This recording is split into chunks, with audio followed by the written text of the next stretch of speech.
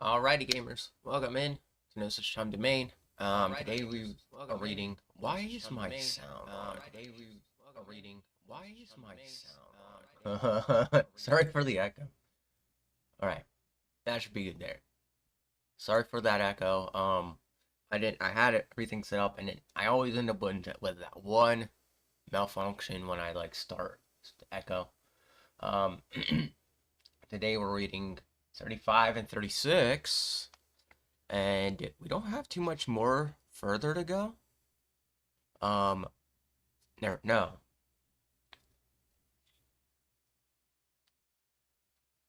Why did I say 35 and 36? Because we read through 35 and 36. Hold on a second. Let me see here what we're on. Because something don't seem right to me. Alright. So, how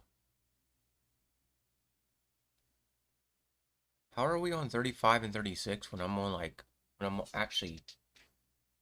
I actually jumped over? Yeah, because I remember stopping right here. So it's 36 and 37, but I don't know why it says 35 and 36. So I'm a bit confused. Yeah.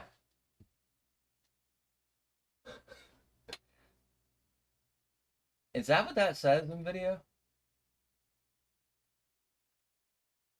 Because I could have sworn I put light.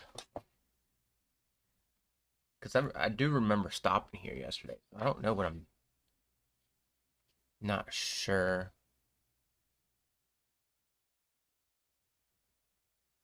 I'm just confused about why it says 35 and 36 when I'm at like 36 right now.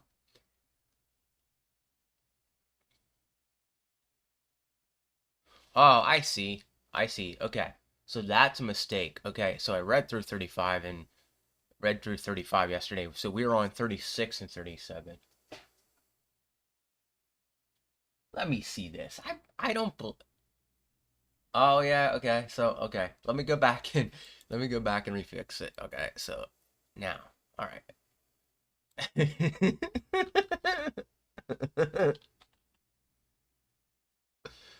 There we go. This should fix the problem now. I can re Okay. So now go ahead and refresh actually one more second. So we're not reading 35 and 36. We're reading 36 and 37.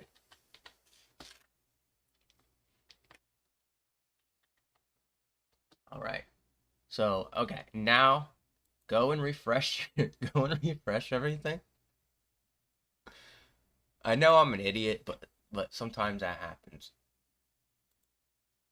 All right. So now, well, the whole stream didn't update, which we all know. I'm gonna go back and fix the name of it. I thought the stream would at least update, but it didn't update. Well,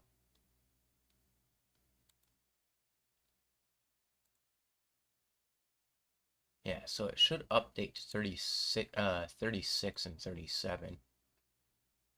There we go. Okay, so that's better. All right, I just want to make sure everything updated before I start this. So there you go.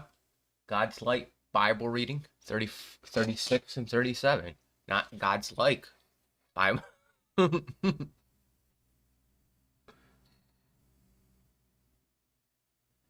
because I haven't set them up on YouTube yet. I'm still like trying to get everything situated. I gotta look at everything and figure it out because there's some things I gotta work on yet. But I'm glad you guys are here. You can hear me read through this and stumble on some words and all that because I do that for having ADHD.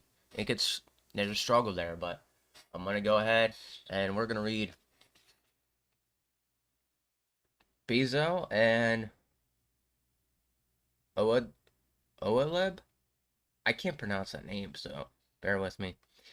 Then Moses said to the Israelites, See, the Lord has chosen Bezalel, the son of Eri, the son of Hur, the tribe of Judah, and he has filled him with the Spirit of God, with wisdom, understanding, knowledge, and with all kind of skills: to make artistic design for work in gold, silver, and bronze, to cut and set stone, to work in wood and engrave it in all kinds of artistic craft. And he has given both him and Oholiab, son of Ahisamach of the tribe of Dan, the ability to teach others. He has filled them with skills to do all kinds of work as engravers, designers, embroiderers in blue, purple, and scarlet yarn, and fine linen and weavers. All of them skilled workers and designers. So Bezo,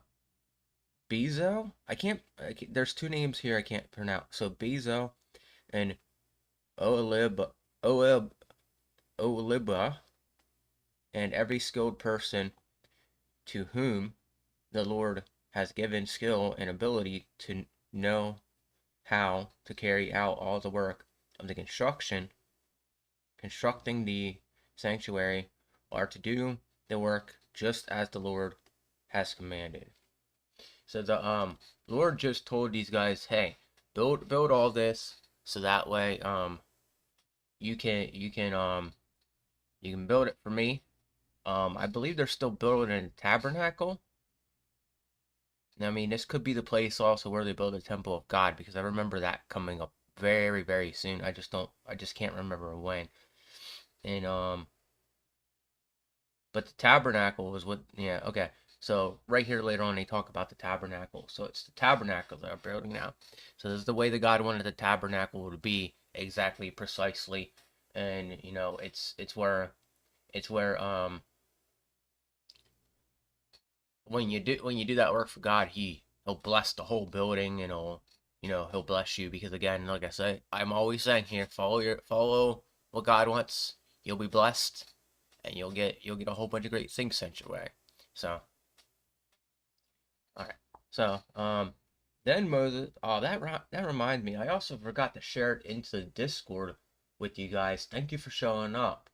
Let everybody in there know that I'm here now. I totally forgot to share it over to Discord, and I'm very, very good at that, but for some reason it just slipped my mind today. And I'll be sharing it next time, though, when I stream later on today. Because I do like letting you guys know in Discord that I'm here. I don't know why I forgot today. Then Moses summoned Bezo and Oholiab and every skilled person to whom the Lord had given the ability and who was willing to come and do the work. They received from Moses all the offerings the Israelites had brought to carry out the work of constructing the sanctuary, and the people continued to bring free will offerings morning after morning. So all the skilled workers who were doing all the work on the sanctuary left what they were doing and said to Moses, the people are bringing more than enough for doing the work the Lord commanded to be done. So these people were just bringing free will offerings every single day, and they were working on this building every single day. I guess to start off the morning, they were bringing those offerings before they started building, which would make sense. Have a ceremony every morning, and then do the work after the ceremony.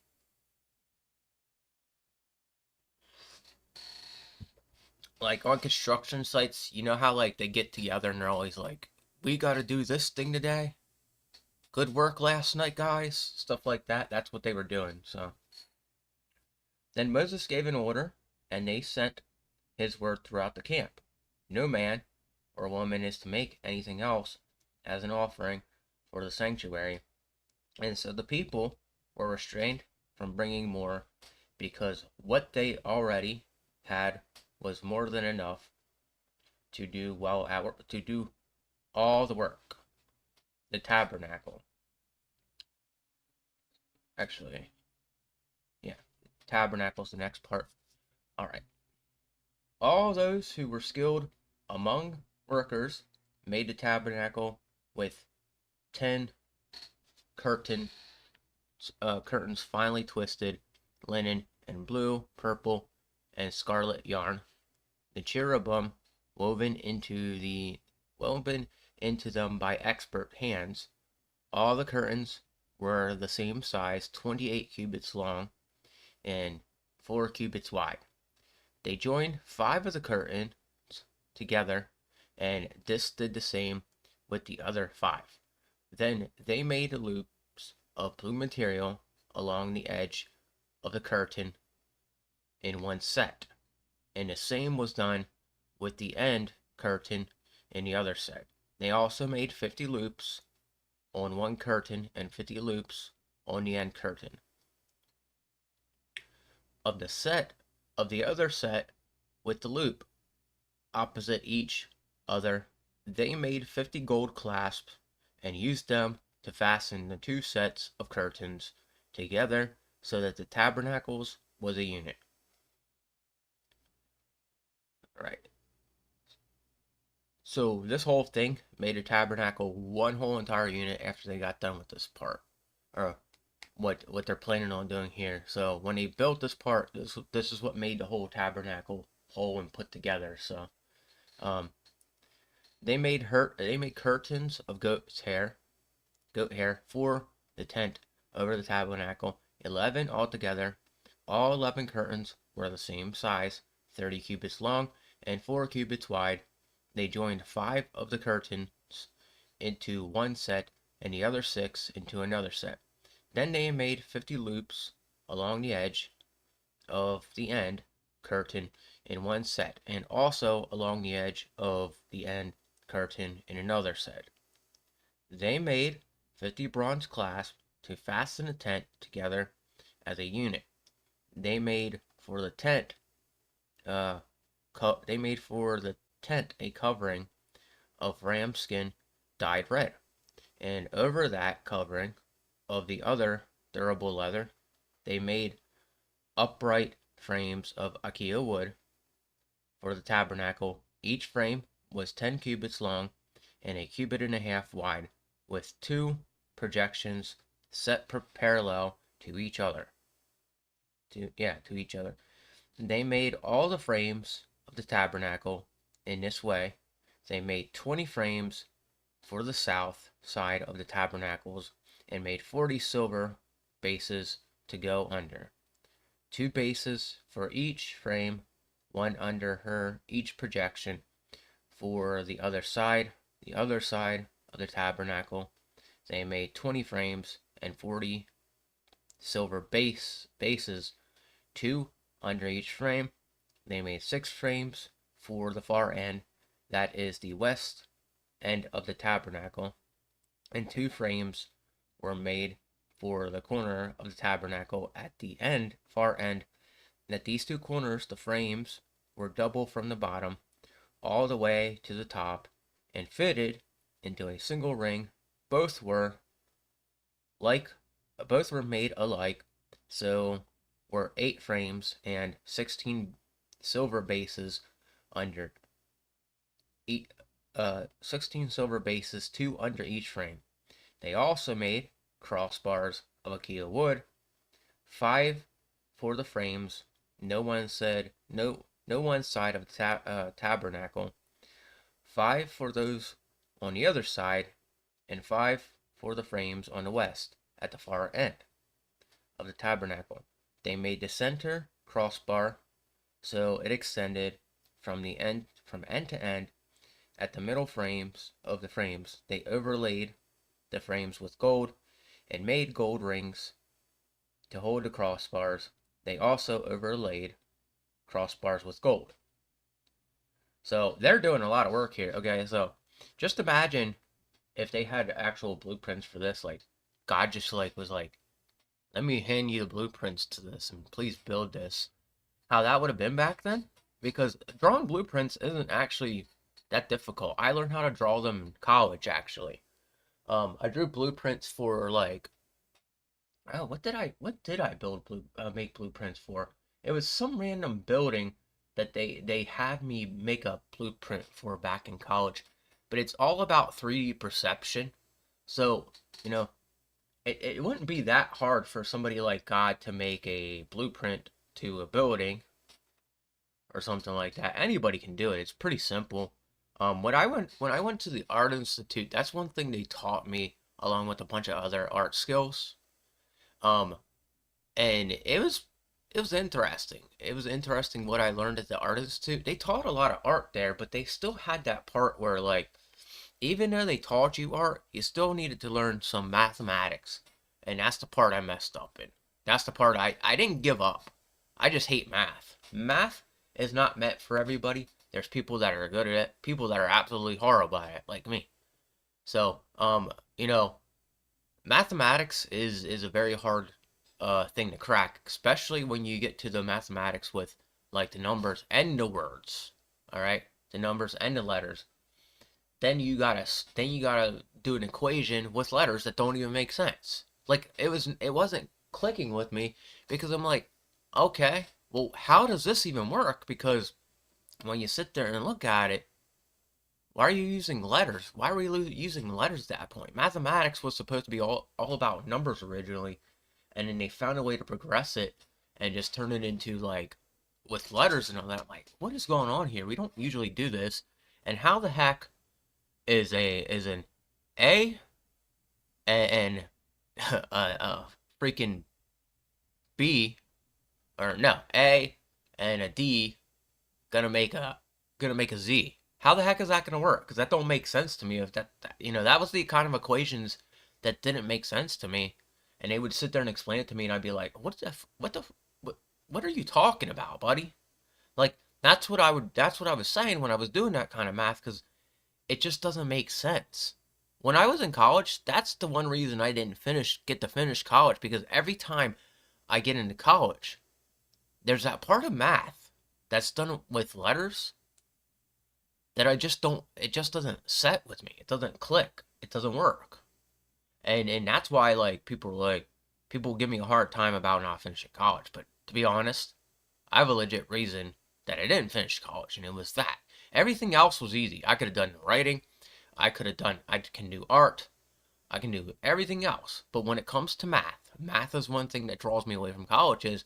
And most careers, when you look at it, really don't need math. They need basic mathematics, okay?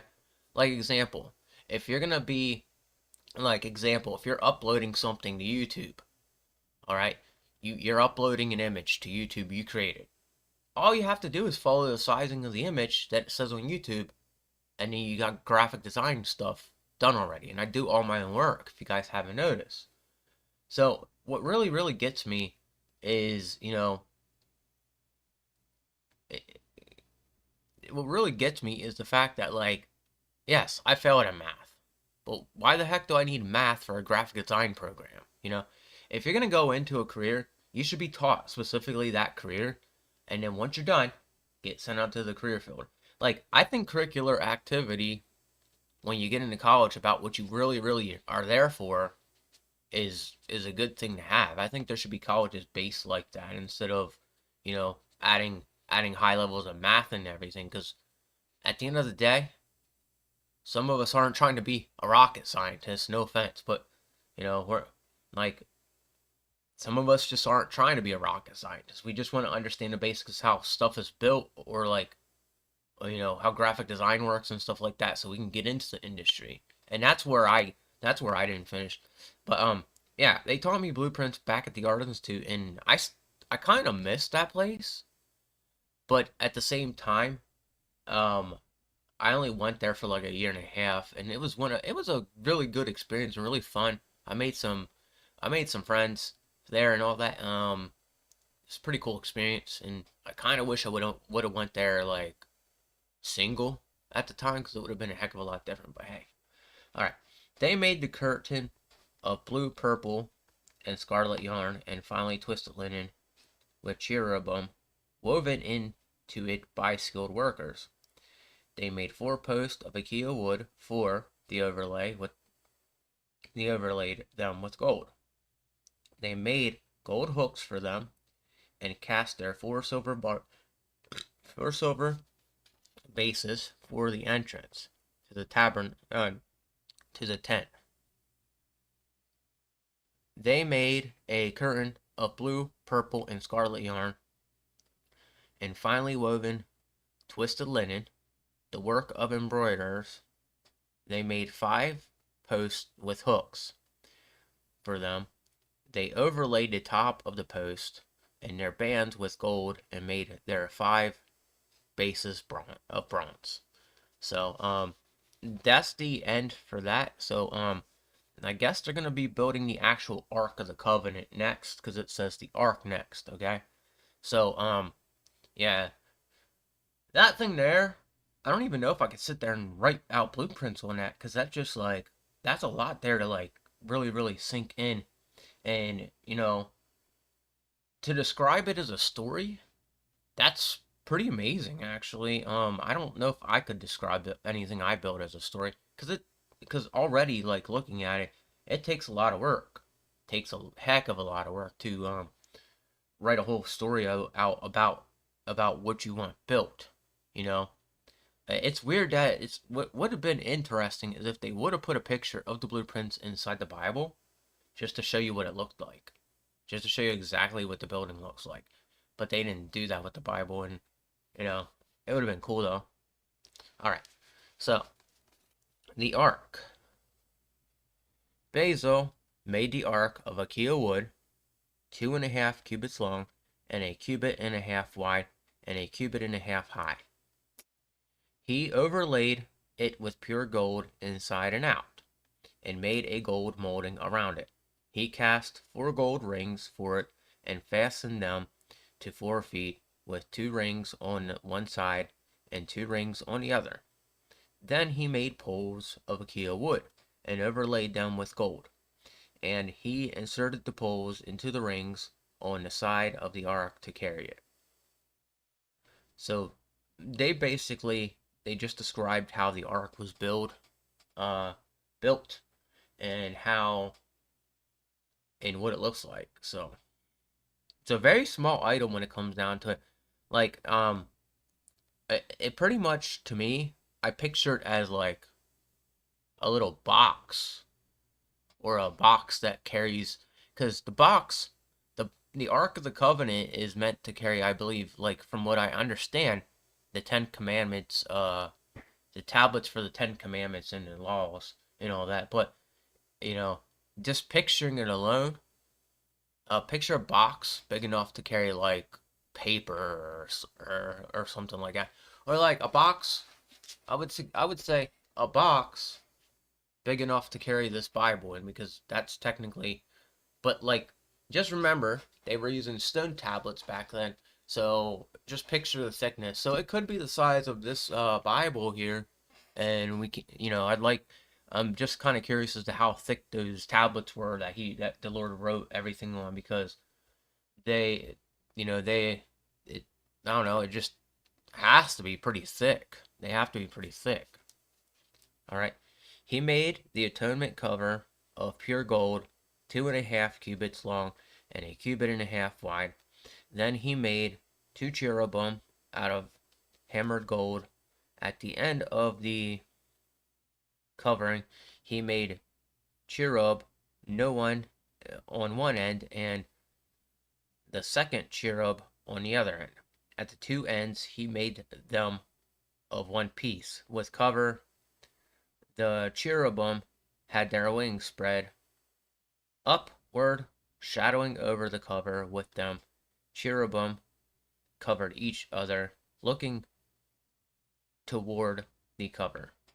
So, I guess the wings were like overlaying the cover to the how do I say this?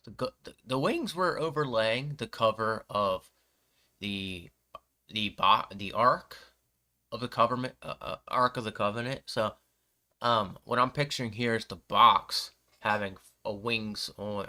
Hang on, how did they say that?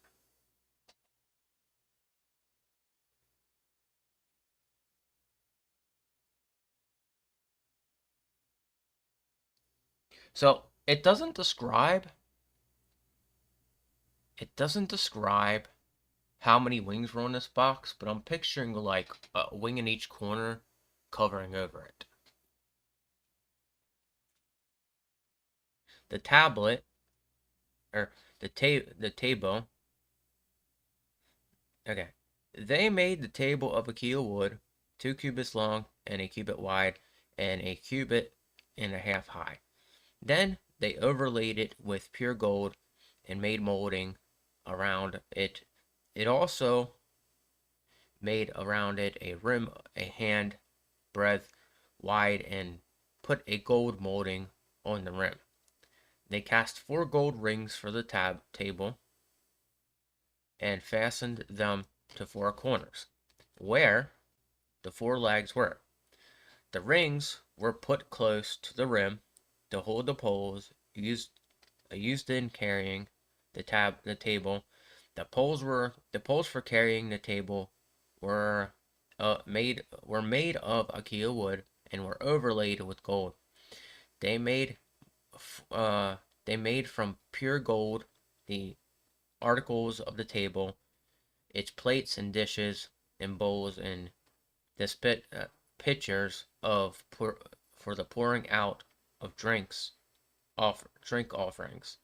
The lampstand. They made the lampstand of pure gold.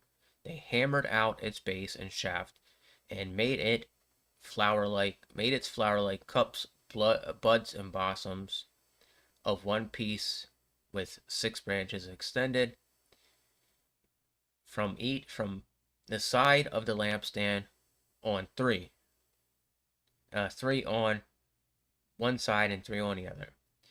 3 cups shaped like almond flowers with buds and blossoms were on one branch, 3 on the next branch, and the same for the 6 branches. Extending from the lampstand and on the lampstand were 4 cups shaped like almond flowers, with buds and blossoms. 1 bud was under the first pair of branches extending from the lampstand, a second bud under the second pair, and a third bud under the third pair. 6 branches in all. The buds and the branches were all one piece, with the lampstand hammered out of pure gold. They made it 7 lamps, as well as its wick trimmers and trays, of pure gold. They made the lampstand and all its accessories from 1 talent of pure gold. So they built everything of pure gold, and they hammered it out so it looks like almond flowers, which is really cool looking. So that's actually really cool. We're actually almost done here with 37. So, all right, the altar or incense. They made the altar of incense. They made the altar of incense out of Achaia wood. It was square, a cubit long, and a cubit wide, and 2 cubits high. Its horns of one piece with it. They overlaid the top and all the sides and horns with pure gold, and made a gold molding around it. They made 2 gold rings below the molding, 2 on each side, 2 on each of the opposite sides, to hold the poles used to carry it. They made the poles of Achaia wood and overlaid them with gold. They made all the sacred anointing oils and the pure fragrant incense, the work of the perfumer.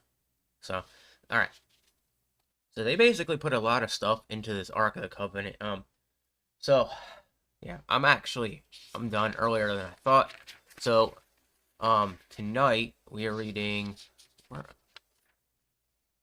So tonight, actually, you know what? I'm debating if I want to read one more chapter. Oh no, I'm not gonna read one more chapter. But tonight I'll try to fit all 3 in. I mean, it is Friday, and tomorrow I'll be reading 1 chapter. So we'll finish Exodus tomorrow. Yeah, Saturday morning with 1 chapter. Cause that's all I'm gonna really do for Saturday morning, and then we'll be on Leviticus. which is great because that means I'm done with 2 books right now. I still got a long way to go to actually get caught up with myself, but the more and more I'm reading it, it's, I don't know how long Leviticus is.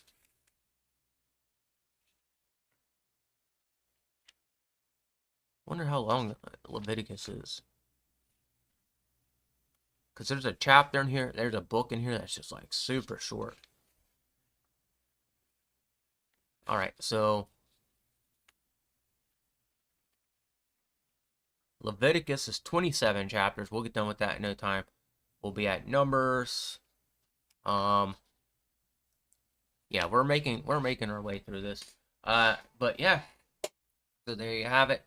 There's that for today. So yeah, as of lately, I'm going through a rough patch. Some stuff's going on, but I'm hanging in there. I pulled my attention away from the channel for a little bit in some way due to something, which I wasn't trying to do. I want to try to like keep my attention on the channel and not worry about things so much, because this was my main goal on top of another thing. But the channel has gotten me noticed by like a bunch of people, and I really am trying to like make this thing grow as much as possible.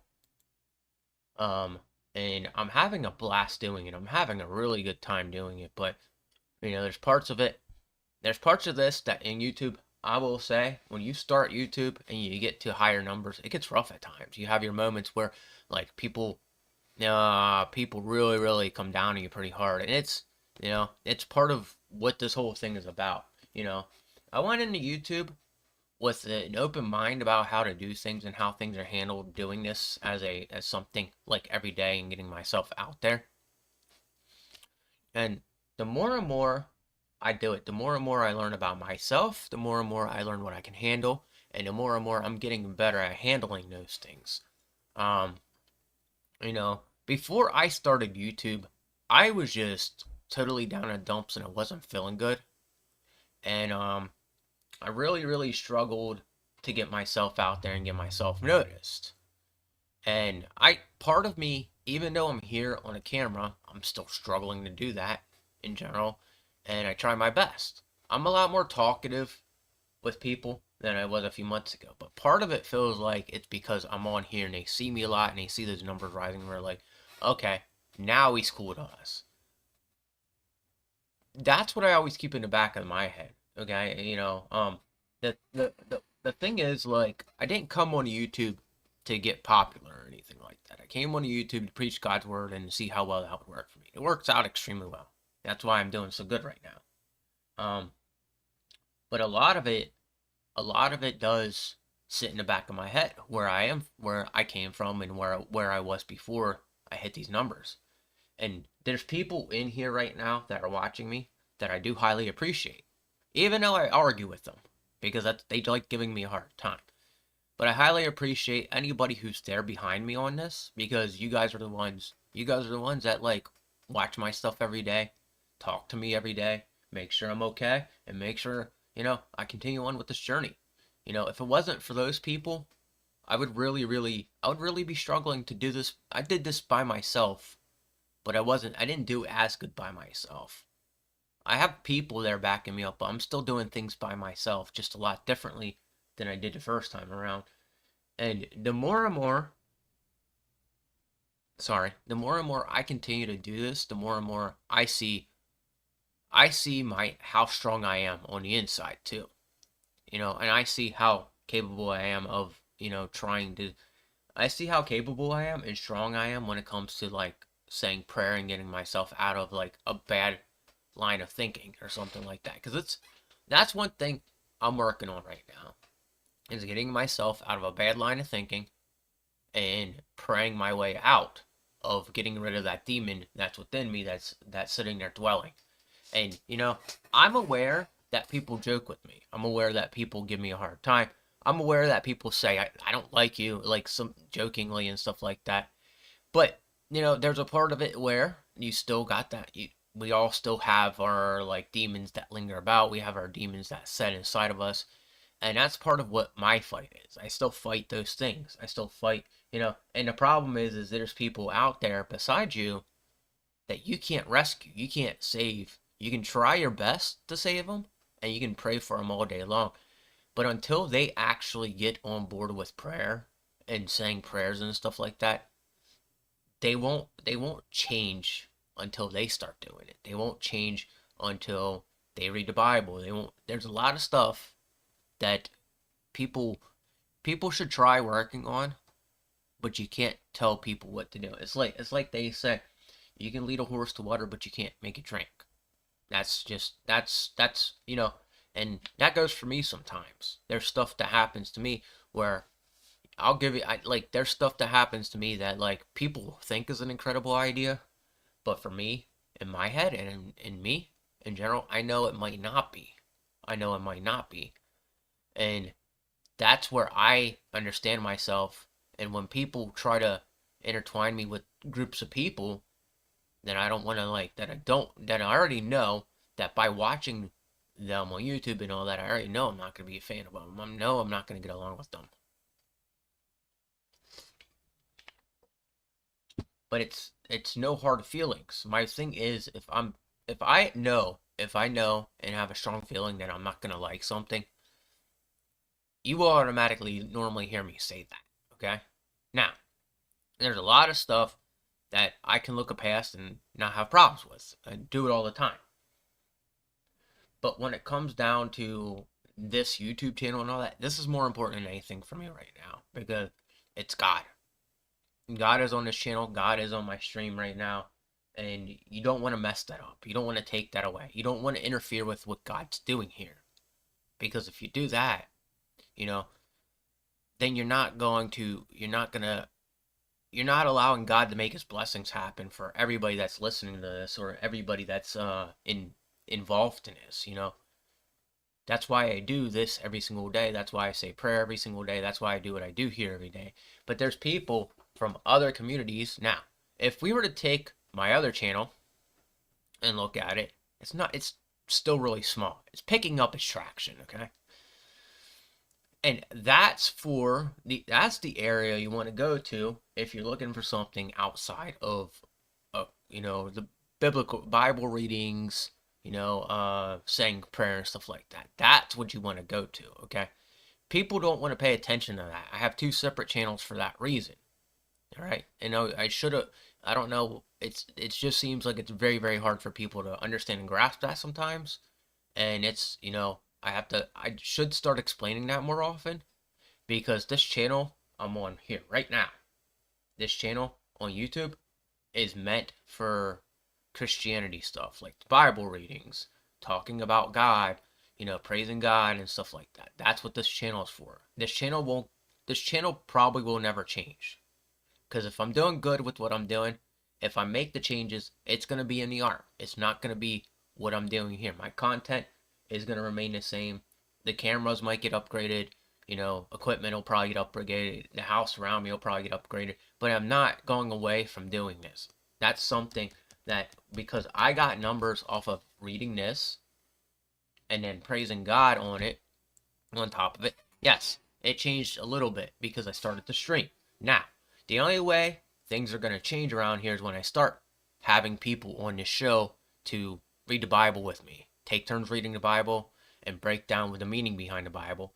Because I want to see what other people get when they break down what the story in the Bible says. Because I want to see what they think, and I'm going to give my opinion on what I think. That's what I think is very, very cool about this. It could be seen as 2 different ways and 2 different lessons being taught there. And that's why I want to get to that level. I don't know when that'll be. And I want to reach a couple of thousand. I want to, I'm at 1,000 right now. And the only people I'd be capable of inviting on right now that would remotely, work are people that are very, very small, or people that are big and they already notice me. Those are the only 2 types of people I could possibly have on the show to talk about Bible related stuff with. Other than that, I'm not going to really get anybody else onto the show you know, until I got a couple thousand on here. And you know, it, my thing is I want this to lead me to other avenues on YouTube and in other places too, because the way I look at it is like it can lead me to other avenues, like like talking about mental health kind of stuff, or it can lead me to talking about health benefits and exercising, stuff like that, because I do take care of myself outside of the Bible here and what I'm doing. So, and you know, I'll sit there and explain what I do for myself, you know. And on my other channel, if you paid attention, I have a shorts. I've been putting up shorts frequently, and they're based around the idea of why peanut butter is actually really really good for you, especially men, especially men. Um, and it's good to take into consideration how, you know, for somebody like me, the way I take care of myself is completely different than anybody else. Like for me, cooking food consists of like, you know, consist of making Spanish food, even though I'm not actually Spanish. I learned that from somewhere. Like rice and chicken is what I had last night with sazon on top of it. So the orange season that Spanish people use, I put that on my chicken last night, and I put that on my rice, and it's an incredible meal. And what I do is I put like melted cheese into it and mix it all up, and it's so good, so good. Like I ate it last night, and then I'll have like cube steak, and I'll have Spanish rice also, and it's all very good. You just have to open your mind up to a variety, and sometimes I forget that I have variety to make and cook food. All of the stuff I cook is pretty simple. It doesn't take much to do, and learning rice isn't hard. It's very very easy when it comes down to it. You have to understand how it's made. All right? So making rice isn't I don't know why I'm getting off topic, okay? But making rice is very very simple, okay?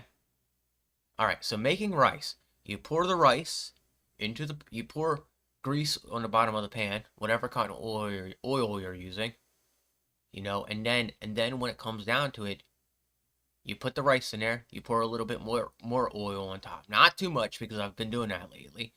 Um and then you fill the water up to the top. You pour the sazon into the water, and you can watch it fall, and you stir it around. All right. So what you want to do is you turn up the rice, you turn up the heat the whole way.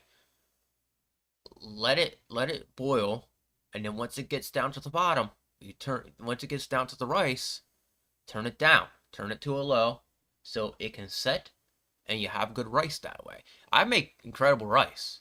I know how to make rice without even like looking at instructions. And that there's a lot of people that do not know how to make rice, and that's probably one of my God-given gifts that God's given me to make rice. Okay, because I'm the only one I knew that God asked to make rice out of my relationship years ago, because she didn't know how to make rice, and she was Spanish.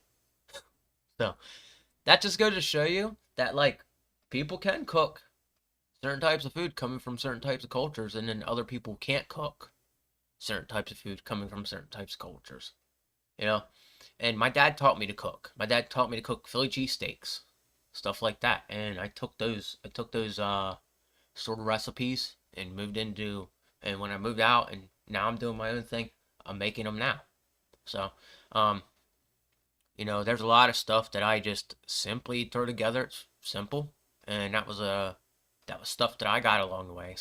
Uh, so I don't know why I just went off on a rant talking about that, but yeah. So yeah, as you can see in here, God's having these guys build the Ark of the Covenant, which is pretty awesome. I want to check and see what that thing looks like. So because I envisioned it one way.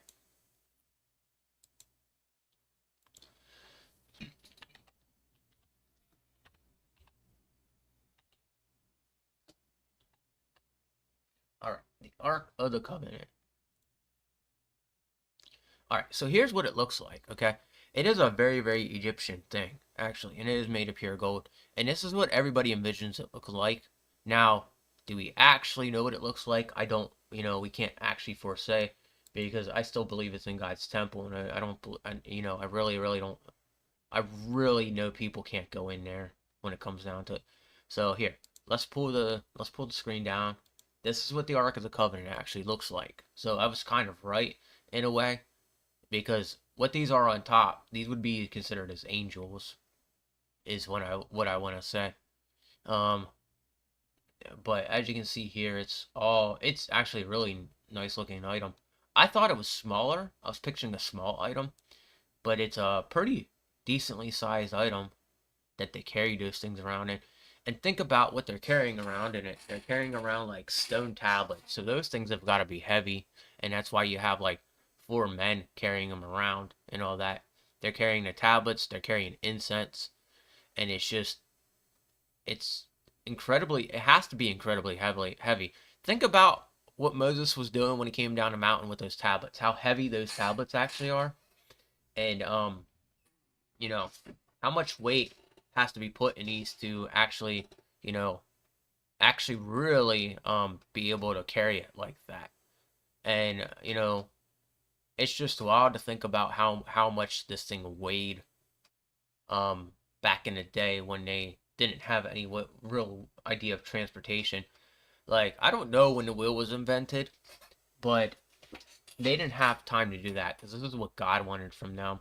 So it's really cool to think about what it would have actually looked like.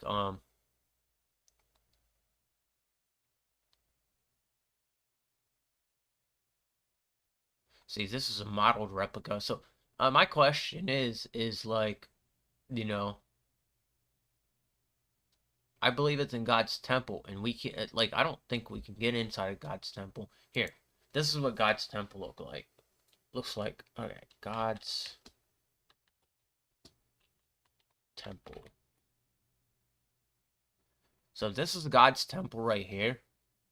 And if the way they're describing this, it's made of, there's some gold in here. There's absolutely gold. All right. So think about this. If you'd go to something like that, I'm sure there's security all over the place around this building to protect this building. But this is what God's temple looks like, and when you think about it, so this back here would be where the Ark of the Covenant, I believe, would be, and this right here, like, it just leads into like a deeper part. So it's just really cool to sit there and think about how this would have looked when it was first built. So 7 temples. Okay,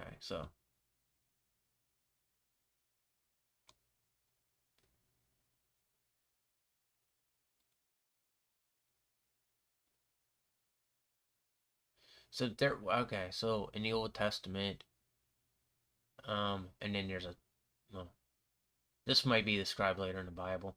Uh, so this is the one that they put inside of the Old Testament we're reading right now. So this is what it looks like. Yeah, it really looks like it's bordered off. Like nobody can get in there, and that's the wild thing about it is like as much as people probably want to get in there and see this, I'm gonna be honest. I don't think anybody can. I don't think anybody can get in there and see it. And I believe like if you break in to see it, I believe you're gonna get arrested for a long, long, long time.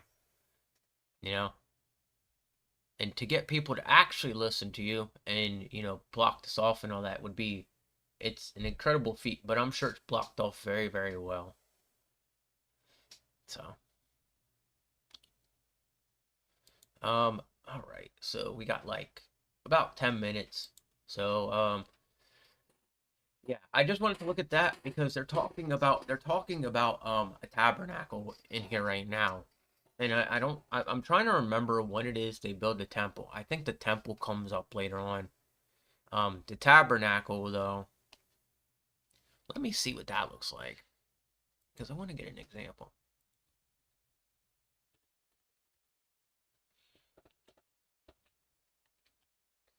All right, the tabernacle. Let's see what this thing looks like. All right.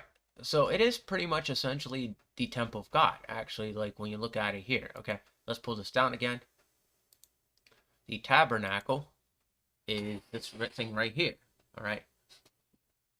And it's pretty much the temple of God.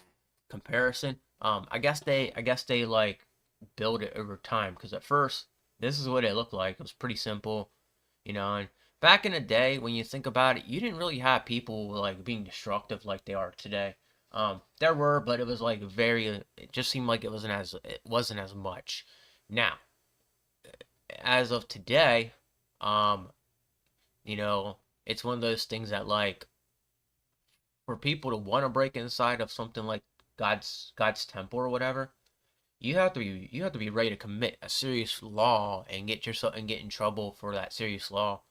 Um, it's just wild to think about. But this is what the tabernacle is, okay? So this got transformed, I believe, into the temple of God, and so right here, this is what they're depicting it as.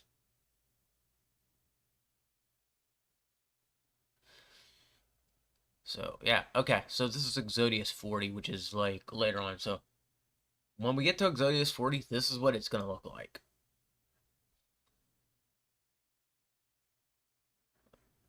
Holy of Holies, and then we got the holy place. So yeah, exactly as I depicted it. And this is very, very similar to the Temple of God when we looked at it earlier on. So um so it's cool to sit there and think about this kind of stuff. That's why I always look at it, because it's like, you know and even I looked up the chest plate for Aaron that got built for him, and that even looks wild too. Like, let me see if I can find that one as well.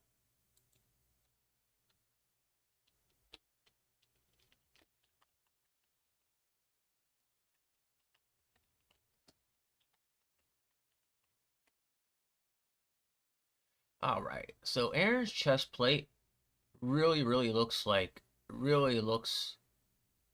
interesting. And this is what the chest plate looks like. So it's looks really like, how you wear an apron? That's kind of what the chest plate looks like. So, and my question is like, you know, uh, this is what his chest plate looked like. So my question is when it comes down to it, why is it like, so these are the crystal gems that they attach to the chest plate, okay? So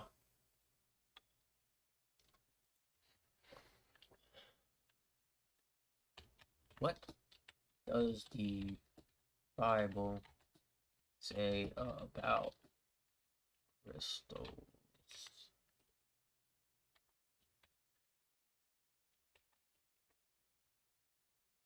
All right, what does the Bible say about crystals? All images, all. So I'm looking this up because I like it. Just confuses me because it's used, but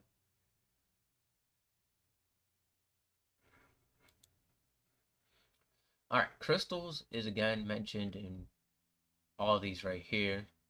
Um, all right, what does the Bible say about crystals? Okay, a lot of people are fascinated with crystals, many regarding them to possess mystical powers. That right there is the reason I stay away from them, because once you get into astrology and all that other stuff, you actually end up having, like, you have this right here, which is considered as paganism, that can be utilized for healing purposes. Some believe that crystals can also stimulate spiritual growth and bring about a positive transformation in life experience. Is it okay to be actively involved with crystal healing and crystal powers? What counsel does the Bible give in this matter? All right. Crystals certainly are beautiful objects, for they were created by God's portion of God's glory. Heavenly city, New Jerusalem, will be constructed. Boy.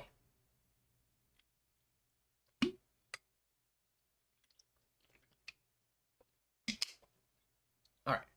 Will be constructed from crystal. It's in the Bible. Revelations 21:11 and 1820 NIV, which is the one I'm reading right here, it's shown with the glory of God and brilliance like that of a very precious jewel, like jasper, clear as crystal. The wall was made of jasper, and the city of pure gold, and as pure as glass. The foundation of the city's walls were decorated with every kind of precious stone. The first foundation was jasper, the second sapphire, the third chalcedony, fourth emerald, the fifth sardonyx, the sixth carnelian, the seventh charoleite, eighth beryl. Okay, so let's get past this. When evaluating a proper sinus for using crystals for healing purposes, it is important to be aware of the fact that the majority of experts who promote crystals are involved in cult. Okay, so right there is why I stay away from it. The word cult means hidden. Occultism concern itself with study and utilization of supernatural influences, powers, and phenomena phenomenon that are normally hidden from the regular physical senses and generally considered to be outside the realm of traditional scientific observation. Occultists believe that human beings in the world in which we live in are premeditated by invisible mystical energies. They believe that these energies can be focused and directed by sacred stones, such as crystals and other talismans, so as to induce physical healing and spiritual enlightenment. It is, in addition to involvement, the crystal power occultism is associated with other mystical powers such as astrology, numerology, divination, tarot cards, psychic healing, and mediumships, spiritual channeling, Eastern religion, ritual magic, and sorcery. What does God say about the involvement of occult? He warned the Israelites against it when they were about to enter the promised land of Canaan. It is in the Bible, Deuteronomy 18:9-12 NIV, which is the version I got here. When you enter the land of the Lord your God is giving you, do not learn to imitate the detestable ways of the nations there. Let no one be found among you who practice divination or sorcery in print. Okay, so basically what it's saying here, it's not good to be wearing these crystals, no matter how spiritual you think it is. You can't, it's just something that we shouldn't be doing. And I've always had a feeling about that, and like that's why I stay away from it, because I do know that it all leads back to some form of paganism. Okay, anybody who doesn't seem to pay attention to that stuff, that's why like I read this stuff off and read it to you guys, because after learning about it for so long, you see that it's people just trying to magically make stuff appear into their life without actually, praying to God or praying for a blessing and all that. So it's just something to think about when you go about your daily life. If you're into stones, that's fine. Don't use them for otherwise. Don't carry them around with you and all that. And please be cautious of doing that, because again, it can lead to paganism. That's why I don't do that stuff. Astrology is a form of paganism. People get involved in those two things easily. It's because it seems harmless, but when it comes down to astrology, it's really one of those things that I won't get involved with. I don't follow like that stargazer stuff and all that. It's just like something that isn't very, very good for you, and something that if you believe in God and you follow Christ, then you shouldn't be dabbling in that stuff to begin with. Yes, the Bible has crystals in it, but it's for God's reason. It's not for any other reason, and I'll probably never buy another one in my life, and the thing is, like, whoever I end up dating or getting involved with in the future, I'm gonna make sure that they're aware that I don't want to get involved with that. That this is my thing and this is where I stand because I've had a lot of blessings happen through this. Believe it or not, I was following, that kind of stuff like a year ago, that the paganism, well, a couple years ago, and I never saw anything good come out of it. Not for myself, not for anybody. But now that I'm reading this, I see a lot of incredible things happening for me. But all right, this is the end of this. Let's pray, and then I'll be back later on. I'm about to go and upload a short for you guys, and then I'll be back later on today with the second stream for you guys. And then later on tonight, I don't know what time, but I'm going to be doing a late stream again. I don't know what I'm doing yet, but hang in there for all that. But after this, I'll be uploading short instantly, like not instantly, but a few minutes after, so that way I can record it and upload it. So look out for that. But anyway, let's pray. Lord Jesus Christ, I pray to you today to anybody that's casting curses today, make them blessings instead. I've had a lot of like heart-hardening days, and if that's a curse that somebody's casting at me, Lord, turn them all into blessings. Multiply the blessings, so I'm not putting up with that again, Lord. And anything anything that happens today that isn't going how it should for you, you know, and it's a blessing, uh, you know, send more blessings, I guess. And also anybody dealing with any sort of drama or anything like that, put a big wall and barrier protection up around them, so that way they're not dealing with that stress of having to deal with people making decisions outside of them, Lord. And I want you to do something, Lord. I want you to take anybody that's messing up a blessing. I want you to have their silver tongue pulled from them, Lord. Have their silver tongue pulled from them so that they're not capable of speaking in a way that's distracting people from their blessings or taking them from their blessings, Lord. And if they are capable of still taking them from their blessings, send them multiple blessings. Because I've had multiple blessings taken from me, Lord, and it's just hard to deal with some days. So, Lord, please forgive me if I have acted in any way. Please forgive me, and keep sending blessings, Lord. Anybody that's getting a blessing and the blessing gets taken by the outside sources and not you, Lord, really, really, show them that they shouldn't be doing that. Show them that they're not allowed to do that. Show them that you're almighty and powerful compared to them. Lord, anybody playing God under you, I want you to show them that they should not be playing God under you. Anybody pulling away people's blessings from them, again, bless them twice. Bless them multiple times.